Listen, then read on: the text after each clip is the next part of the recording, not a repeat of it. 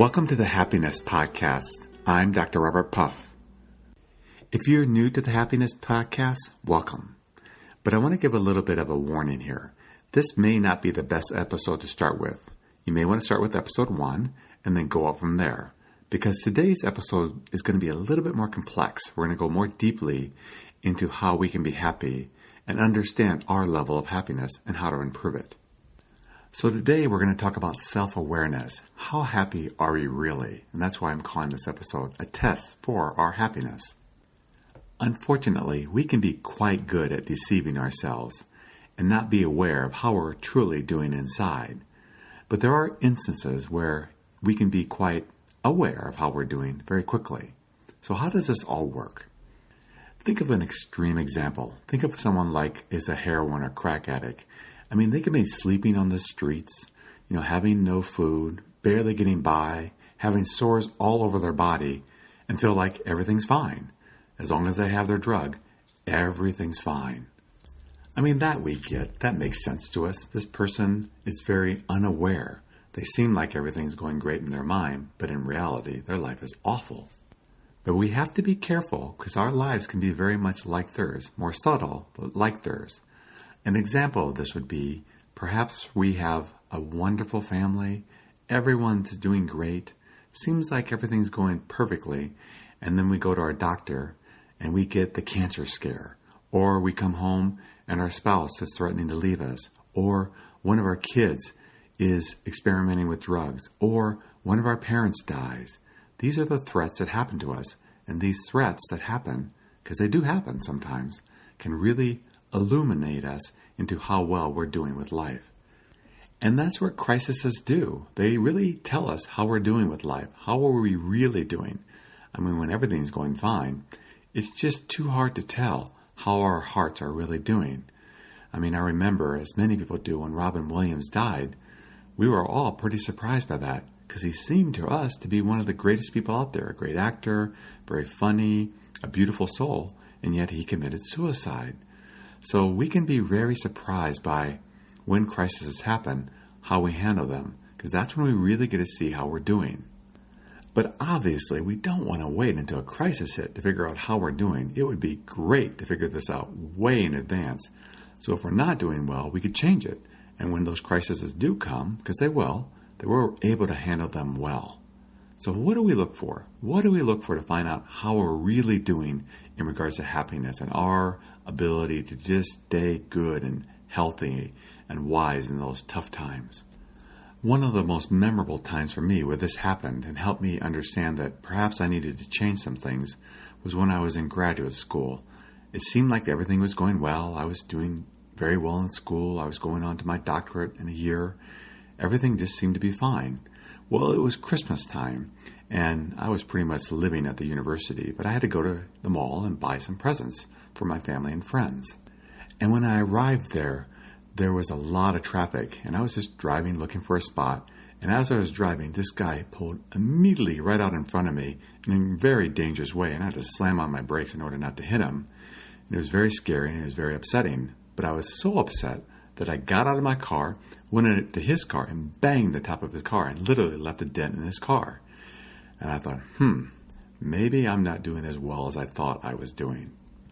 But even though I was very sorry for what I had done, it was very good for me because it helped me realize that, I need to make some changes.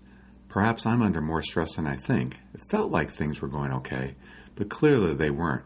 And I really at that point made some pretty radical changes in my life to reduce the stress in my life and flow more with life. It was really one of the pivotal moments of my life saying, it might be time to make some changes here because I felt I was doing well. But that incident taught me something different. And this is what it is. And this is where this is a little bit tricky. So put your thinking cap on to make sure we get this well. What I mean is, it isn't our daily interactions that just go kind of regularly that we watch. I mean, they're important. But we can think about things. We can plan things. We can respond to things well.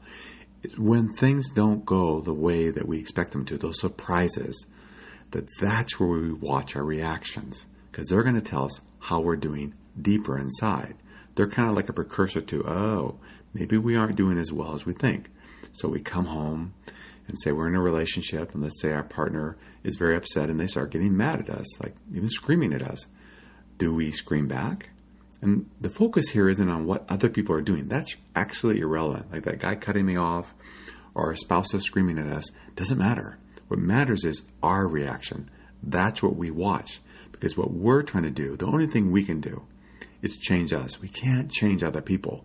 We can do our best to, and we can set boundaries with other people that abuse us, of course.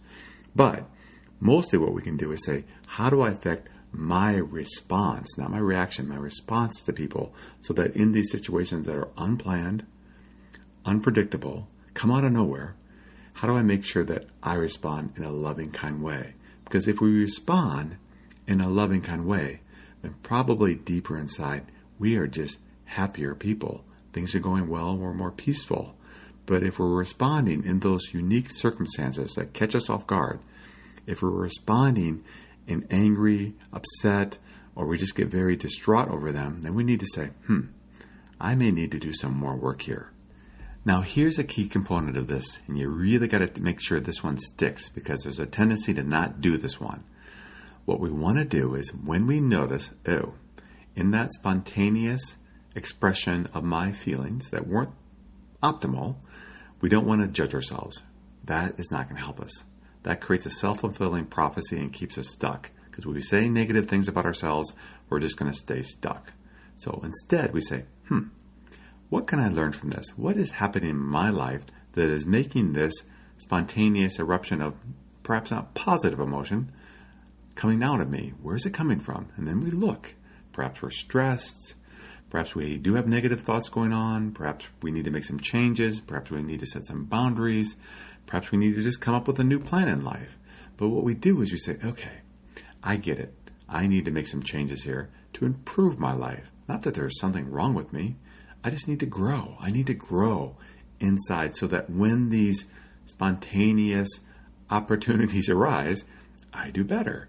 And when we start doing better, we say, good, I think I got this one down. And then what happens is, instead of being so self-critical and saying, wow, what's wrong with me? I'm crazy, whatever we may do, we say, awesome, I have an opportunity to grow here. And that's all it is, an opportunity to grow, to change as a person, to improve ourselves so that we take our level of happiness and peacefulness to even a deeper level. Let me use another one of my own examples. I have a daughter who I deeply love. She's a wonderful human being, but she's 12 now and her body is going through some changes. And as she goes through those changes, she has a few emotions, and sometimes they're a little intense for me. And so when she's having them, my goal in the past was I just need to help her calm down and get better. And what I did was I would give her consequences for her behavior, and fairly quickly in rapid succession. And that didn't work. She actually just got more upset at whatever she was upset at. So I thought, okay, this isn't working. When she's upset, it's causing me to get upset and give her more consequences. So instead of judging myself, I said, well, first, why am I doing that? That's really not my nature. And I realized that's kind of what my dad did with my sister. When she got upset, he'd give her consequences pretty rapidly too. And it didn't work in their situation. So I said, okay, what can I do differently? I mean, I want to be the best parent to my daughter as possible. And I really worked towards that. So I wasn't going to judge myself for not being the most optimal parent to her because I just didn't know how to handle when she's perhaps not in the best of moods and saying things that I wish perhaps she wouldn't say. So I came up with this plan. Her and I talked about it, and we came up with it together, and it works really well. We decided that when she is perhaps a little upset, that we put on the timer. It's actually a 5-minute timer that I put on for myself. For 5 minutes, I can't say, I can't do anything. I'm on sort of timeout for 5 minutes.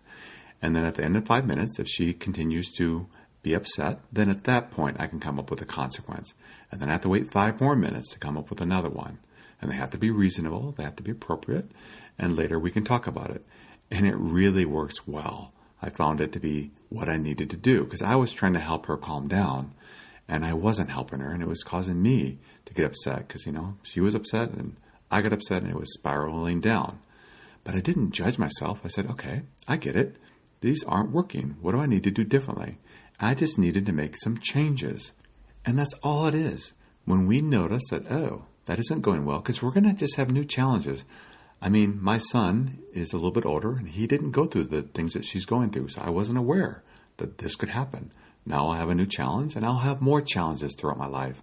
And I just adapt to them. I look at them and say, well, that's not the way I want to respond. So what do I need to change in me so that I respond better? Now, here's the really cool thing. Not only do we not get to be self-critical, not only do we get to change our behavior because now we're being nice towards ourselves, but we actually begin to see that these events are our teachers. They can teach us things about ourselves, and we can use them to grow. I mean, one of my deepest beliefs is that we are here to grow. I believe as humans, we are here to grow in life. And when things are going easy, we really don't grow. It's through challenges that we grow. So instead of, in the past, being fearful of challenges, being concerned, being worried about future challenges, things that may happen, we see these challenges as opportunities. Bring them on, we say, because we're ready to grow. I mean, that may sound silly, but the point about it is you look at challenges very differently from a point of growth instead of from a point of fear. When we're fearful, we run, we hide, we avoid, we deny. When we're into growth, we look at, we examine, we study, and then we make changes. And those changes improve our lives. So when those events keep happening, if they do, we're ready for them. And the great thing about this is, when these spontaneous events happen, what we'll begin to see with time, when we work on this, because again, we can change anything, because all we are is conditioned human beings. We just have to change our conditioning. And we give our focus not on what other people are doing. We give our focus on ourselves. But what will happen is, then, when those events happen, like someone cuts us off, instead of getting out of our car and banging on their car, we'll just sit there and peacefully let them go on. It changes our life in a really good way. So, as I said, let's not judge ourselves, because that's a path of not learning. That's a path of staying stuck. Instead, we say, thank you. I have things to learn here, and I'm going to learn them. I'm going to begin to work on changes so that when this happens again, it's an opportunity for me to practice. And as we get more internally happy, more internally peaceful, instead of reacting in ways that we wish we wouldn't, we start responding in ways that put a smile on our face, and may even put a smile on other people's face too. And the funny thing might happen too is we might begin to almost look for those events to happen so that we can say, okay, I got this one, I'm ready. So life can be seen very differently when we take this test of happiness and really try to improve our hearts and put them in a place that what we find is, instead of spontaneous anger arising out of us, we find spontaneous peace and happiness arising out of us. We truly can have beautiful lives if we work on it. Thank you for joining me on the Happiness Podcast. If you are enjoying these podcasts, I'd love a review from you. Just go to happinesspodcast.org. That's happinesspodcast.org. You'll see an icon called Testimonials. Click on it, and it will leave you 3 spots where you can leave reviews.